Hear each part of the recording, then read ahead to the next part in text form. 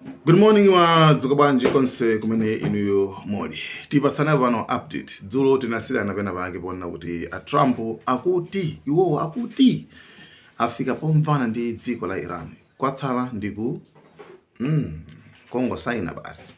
So kumano tisanapite kumene kukutereni tioneleka ka video yakaka ka munthu bambo amene akulira kwambiri mwana wake waphedwa. Bambo yakulira ndakupempha dziko lonse lapansi kuti hey thandizeni kuwani tipeze chilungamo amene anali mwana wathu yekha. मेरे पुत्र क्या मांग रहेगी सर आपकी? मेरी मांग एक है कि हमारा बच्चा चला गया, एक ही बच्चा लूंग थी वो हमारी।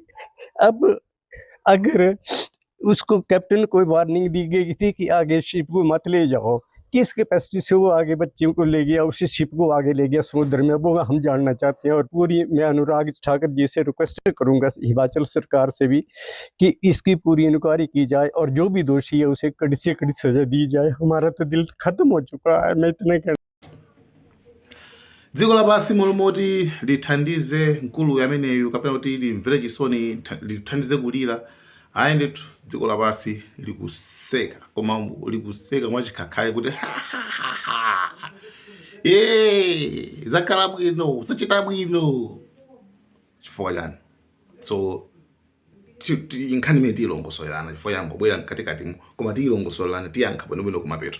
Komano nkhani yatsala pano pandionena kuti tinasiyana ponena kuti a Trump dzulo ananena kuti basi sitipangaso strike sitiphutisaso dziko la Iran chifukwa chotina kuti tamvana. Okay, tamvana ineyo ndi Iran tamvana ndithu mboniso aliponso ndi anazayika maiko ndi Pakistan, Jordan, Kuwait, Saudi Arabia, Qatar, UAE, Bahrain, maiko osewa anayika kuti tamvana osewa ndi maumboni tamvana tafika poti pogwirizana ma key points zimene ife sitimamvana tamvana ndipo chimene chatsala ndikungopeza malo ndikupita kwango saina basi moti a Trump ndithu ndipo kamapawa anabwera nkunena kuti olo ineyo president manso JD Vance vice president tidzakhatile konko mwina khozokhala ku Europe kumene kunithu tikatani tikangosayinirana basi kenako pa Strait of Hormuz patsegulidwe pakatsegulidwa basi zikhala zoti zonse zirani zayenda ndithu mafuta so atsika. Umo ndimene ndithu a Trump anayankhulira dzulo. Komano inu mukudziwa kwanza kuti since zonse ndinakamba kwanza kuti first of all tikuyenera kudikira mbali ya Iran kuti nayenso Iran tiyimve kuti ndiyotani. Koma why timayenera kuti tidikire Iran kuti nkhani imene tisayikhulupirire zifukwa zake ndi ziwiri. Choyambirira because tikudziwa kuti a Trump amanama. Cha number 2 mose takhala tikuakamba a Trump ndi ma settlement awo tawadziwa. Tadziwa kuti amanama koma not okay choyambirira tawadziwa Trump wadziwa komanso tadziwa chani tadziwa kuti amanama. That's it.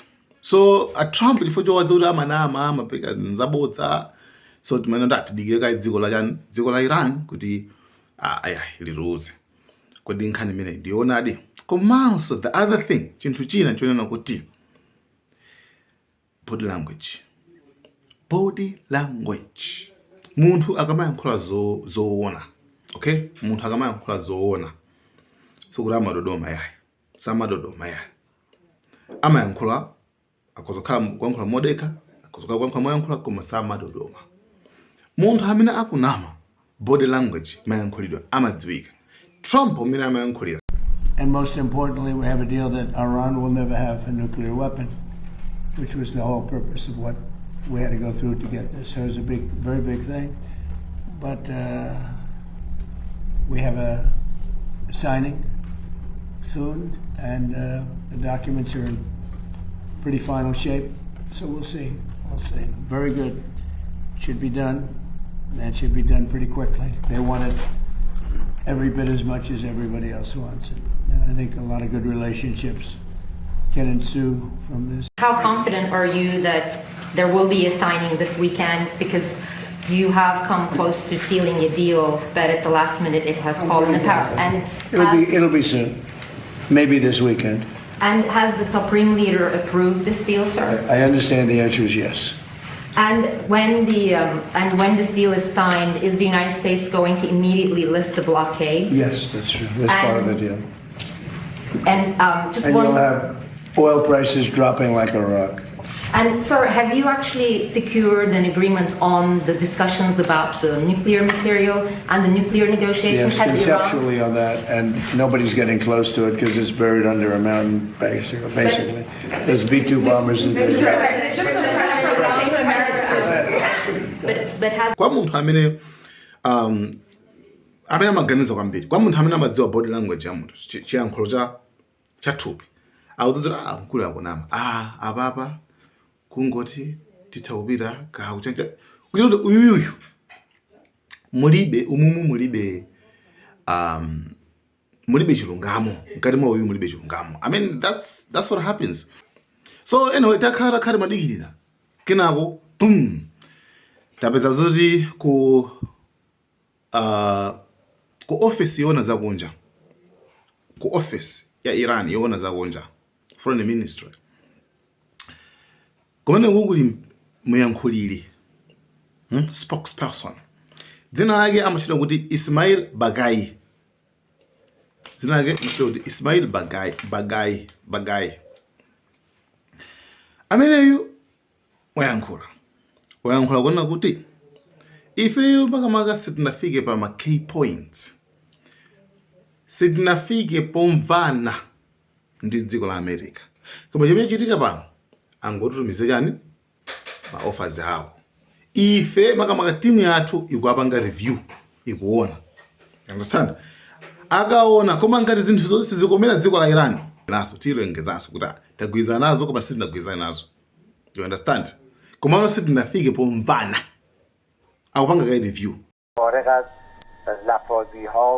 Regarding the text and the overall understanding, whenever we conclude that it secures the interests of the Iranian nation, we will certainly announce it transparently. As I speak to you at this moment, we have not reached a final conclusion on this matter. This is a very important issue that is being reviewed by the relevant decision-making bodies.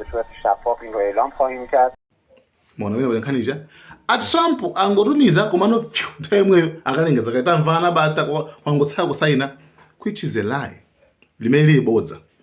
Komano why Trump akunama chonchi nanunso pena pake mumvetsetsa Trump, ife timamvetsetsa. Trump akupanga zimene chifukwa chani? Chifukwa cha pa Strait of Hormuz. Pa Strait of Hormuz tanakaiza kuti pamukhinga pakhosi, akufuna apereke hope kwa anthu kama Americans, akufuna apange apusitse msika wa mafuta, chifukwa msika wa mafuta ukangotero basi amatsika mafuta aja.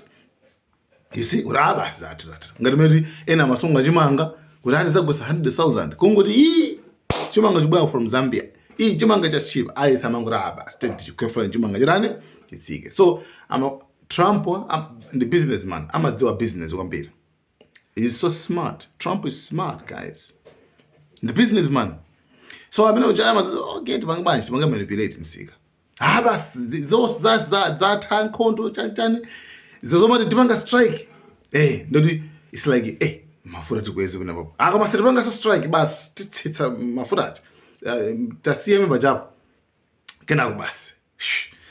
2-3 minutes. Basi. Pano pande kuti chiri chonse chili bwinobwino bagomono. Kungofuna kuposesa nsika. Zimene apangira Trump ziti zimene zonse. So tinasiya Mkute ndo wa Nzibambocha ndo ku India, okay. Rajesh Sharma dzina khanga rimele Rajesh Sharma yeyu mbuyo anadzalemba pa Twitter kunena kuti actually ndoti wankulu komboma anadzalemba pa Twitter kwauza Israel kuti chonde anthu akugaza ku Palestina tango afufutani pamapa amenewo onse, Mungu afufuta onse amenewo aphedwe onse kuiuza Israeli. Anthu muzona munthu angamankhula zimene zizi ndiye lero, okay, lero Americayo imene imatenga zida kwaseko Israelizo ngasi Israel singapange zimene apangaze kukhapha mabomba papezeke mabomba America ndiye atenga mabomba aja yaphera mwana wakeyo basi tu ndakulira akulira ndani hakuta yoli bwanje yomeze mufuna ananza wazifa mufuna anthu oti osala kwazinguphedwa ndelero. That's why kumwambe kuchizungu, be careful what you wish for. I don't know grammar tell what you okay, be careful what you wish for. Kanga yonche. So agloa amafulanza uzoiba tabwino na wase zoiba sizapezaso anthu akeso ndomwe oso Americans sama zamoyo wa inalies ari kungopatola zamoyo wa America. Anyway guys, thank you so much. Malawian Cameras.